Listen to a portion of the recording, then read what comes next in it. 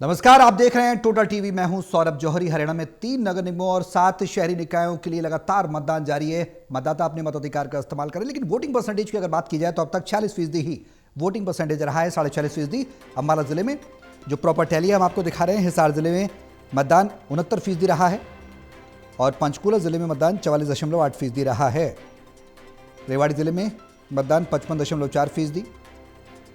रोहतक जिले की बात की जाए तो मतदान 68% रहा है, तकरीबन 69% आसपास। और सोनीपत में तकरीबन 40%, 39.8% मतदान रहा है। और अगर ओवरऑल वोटिंग की बात की जाए तो 46% ओवरऑल वोटिंग परसेंटेज रही है। ऐसे में मतदाताओं ने अपने मताधिकार का इस्तेमाल किया है विकास के लिए। स्थानीय मुद्दे हैं, स्थानीय निकाय के चुनाव हैं।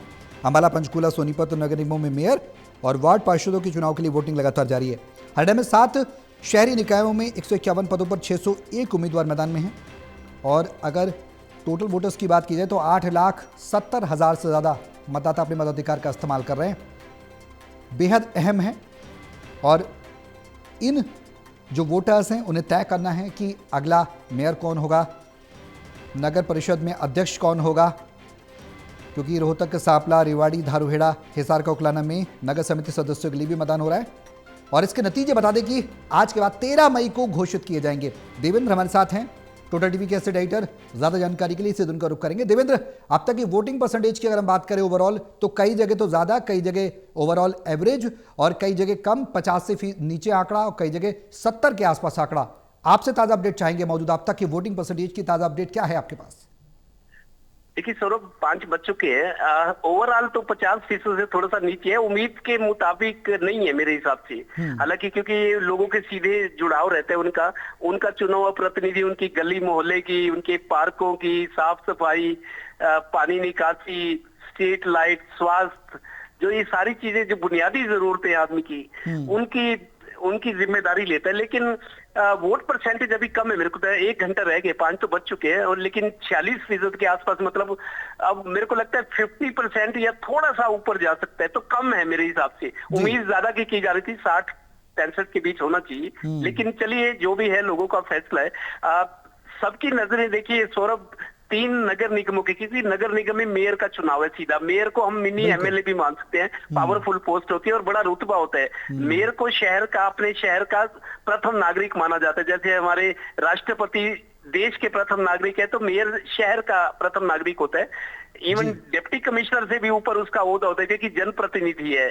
तो 3 नगर निगमों के, सोनीपत, अंबाला, पंचकुला, इन 3 नगर निगमों के चुनाव है और उसमें पार्षद भी हैं।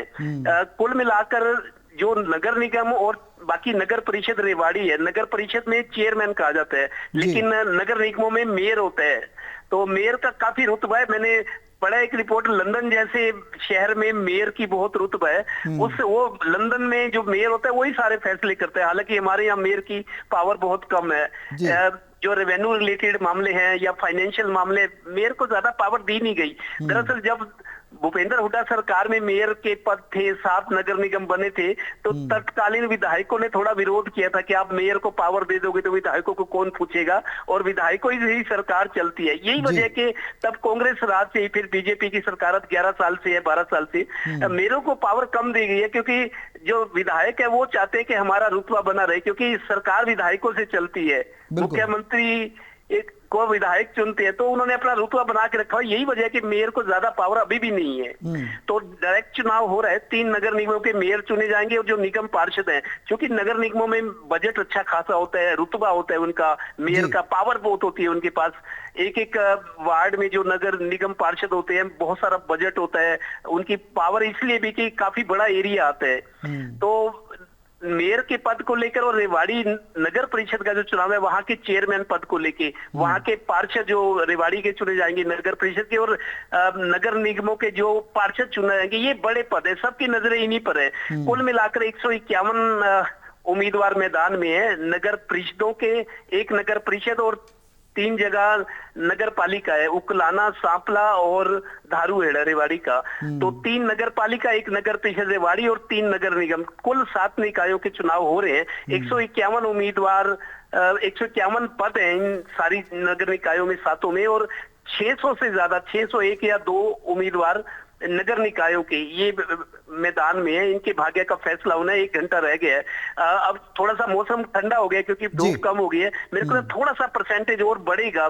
शाम का टाइम है, आखिरी घंटा है, कई लोग अपने कामों में व्यस्त है। भाई चलो 5 साढ़े 5 जाके वोट डाल देंगे तो डल जाएगा, क्योंकि 6 बजे तक एंट्री होती है अंदर। जो आदमी एक बार अंदर आ गया मतदान केंद्र में, उसको वोट देकर ही बाहर जाने दिया जाएगा। मतलब 6 बजे के बाद एंट्री नहीं, लेकिन 6 बजे तक कोई एंटर कर जाता है तो वोट उसका भुगताया जाएगा, भले ही 6:30 7 बज जाए। तो कुल मिला के गहमा गहमी बहुत दिनों से थी। मुख्य मुकाबला बीजेपी और कांग्रेस में, और बीजेपी ने इन चुनाव में वायदा वही नारा दिया है, ट्रिपल इंजन सरकार, तिगुनी रफ्तार से काम करने का वायदा है। और कांग्रेस की जहां तक बात है, कांग्रेस सरकार को नाकामियां गिनवा रही है कि भ्रष्टाचार ज्यादा है।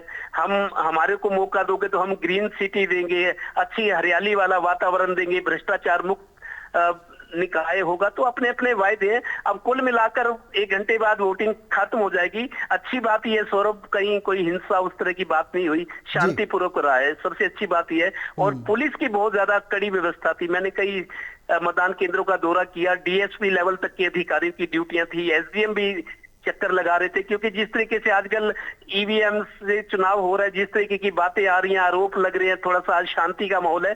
उस लिहाज से चुनाव आयोग के दिशा निर्देशों के मुताबिक जिला प्रशासन ने पूरे हरियाणा में चाक चौबंद व्यवस्था रखी है। कहीं कुछ गड़बड़ी नहीं हुई, ना कोई बड़ा विवाद हुआ है।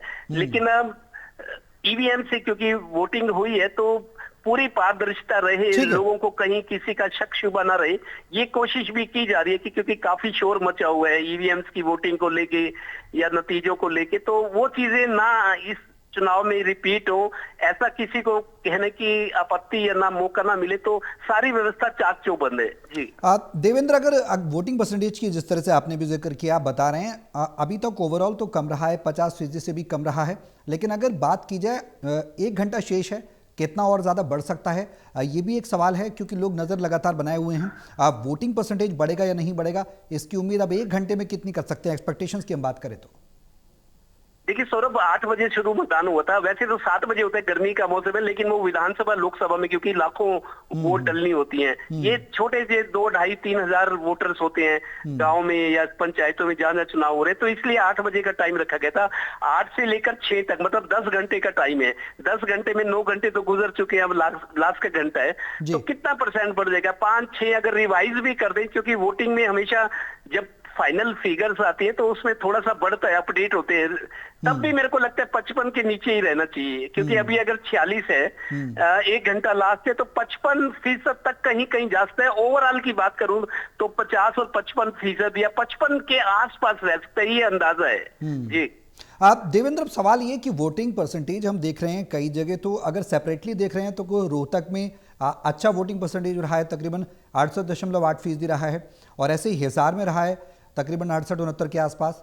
वोटिंग परसेंटेज कुछ जगह कम है, कम होने की वजह क्या है? लोगों में उतना उत्साह नहीं है, लोग क्या एक्सपेक्ट कर रहे हैं, क्यों मतदान नहीं इस बार वोटिंग परसेंटेज बढ़ा है? परसेंटाइल हर बार की तरह हमने देखा है, बीते निकाय चुनाव में हमने देखा वोटिंग परसेंटेज जबरदस्त था, लोगों ने मताधिकार का इस्तेमाल किया था। रोहतक को वैसे तो राजधानी हमारी चंडीगढ़ है हरियाणा की, लेकिन रोहतक को राजनीतिक राजधानी कहा जाता है शुरू से ही, क्योंकि रोहतक एक बड़ा जिला रहा है। अब देखिए भूपेंद्र हुड्डा 2 बार मुख्यमंत्री बने, मनोहर लाल जी भी रोहतक से आते हैं, वो भी 2 बार मुख्यमंत्री रहे हैं, आजकल केंद्र में मंत्री है। तो रोहतक राजनीतिक तौर पर परिपक्व जिला माना जाता है, और इसको प्रदेश की राजनीतिक राजधानी कहते हैं। मतलब राजनीति वहां से शुरू होती है।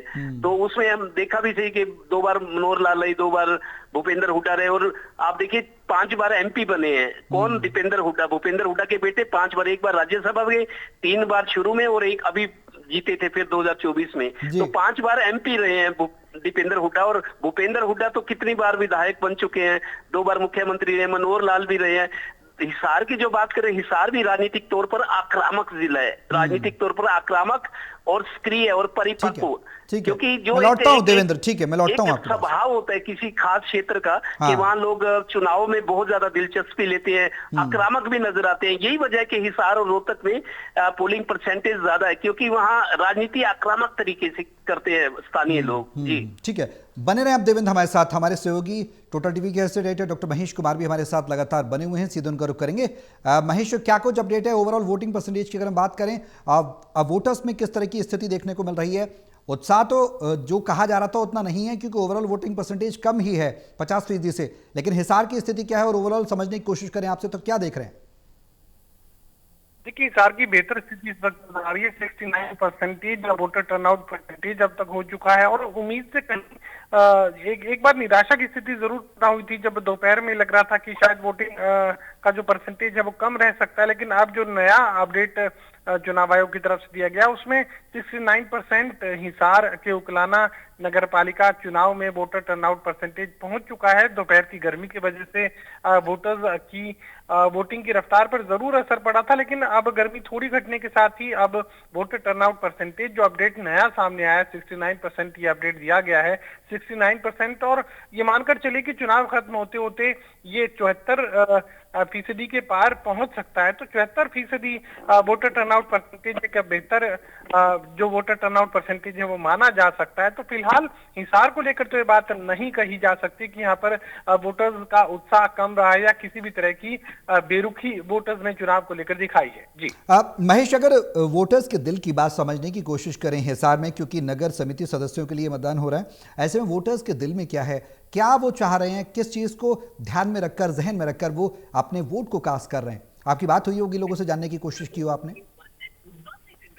देखिए, सातुर से हिसार के उकलाना नगर पालिका चुनाव के आज मतदान की प्रक्रिया को आगे बढ़ाया जा रहा है। हिसार नगर ये उकलाना का जो इलाका है दरअसल नगर पालिका के अंतर्गत आता है। उकलाना नगर पालिका का ये चुनाव दिलचस्प इसलिए बना क्योंकि मुख्यमंत्री यहाँ पहुंच गए थे चुनाव प्रचार को लेकर, और इसके अलावा प्रदेशाध्यक्ष मोहनलाल बड़ोली भी चुनाव प्रचार में शामिल हुए। तमाम कैबिनेट मंत्रियों को इस चुनाव में उतार दिया गया था। महज 15,548 वोटर्स का ये चुनाव और 16,000 से कम की संख्या, लेकिन इस चुनाव में भी मुख्यमंत्री का आना, कैबिनेट मंत्रियों का आना, प्रदेशाध्यक्ष का आना, ये इस चुनाव को बेहद दिलचस्प बनाए हुए था। और यही वजह है कि मुझे लगता है कि वोटर टर्नआउट परसेंटेज एक बार फिर से अच्छा खासा निकलता नजर आ रहा है। 69% नया अपडेट दिया गया है और उम्मीद हम कर सकते हैं कि 74 और 75% तक ये जो चुनाव है वोटर टर्नआउट परसेंटेज पहुंच सकता है। महेश, अगर समझने की कोशिश करें तो मुख्य मुकाबला कांग्रेस और बीजेपी में देखने को मिल रहा है,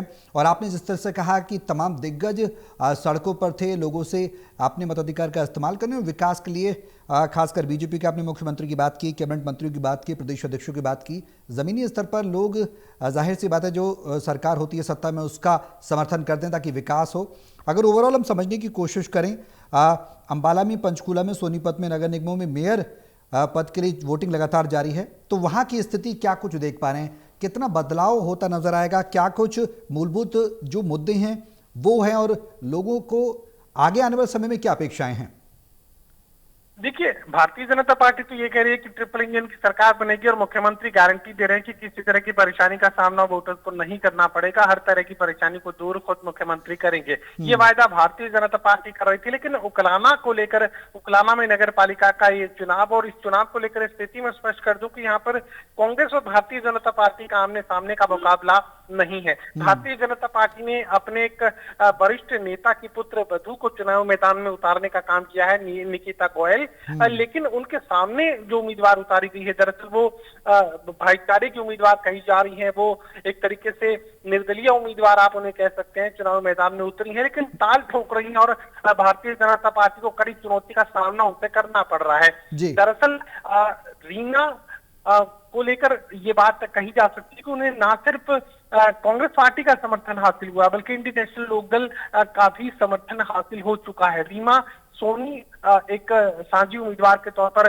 भारतीय जनता पार्टी के उम्मीदवार के सामने उतारी गई हैं और इसी वजह से उनका वजन काफी ज्यादा हुआ है। कांग्रेस पार्टी का भी समर्थन, इंडियन नेशनल लोकदल का समर्थन, इसके अलावा तमाम जो भाईचारे के चुनावों की जहां तक बात कही जा सकती है तो अच्छा खासा समर्थन सरकार के खिलाफ जुटाने में ये उम्मीदवार कामयाब हुई, जिसकी वजह से भारतीय जनता पार्टी को अब इस चुनाव में काफी ज्यादा मेहनत करनी पड़ी है। महेश और देवेंद्र, आप बने रहें, आप हमारे साथ, हम लौटेंगे आपके पास और अपडेट्स के लिए।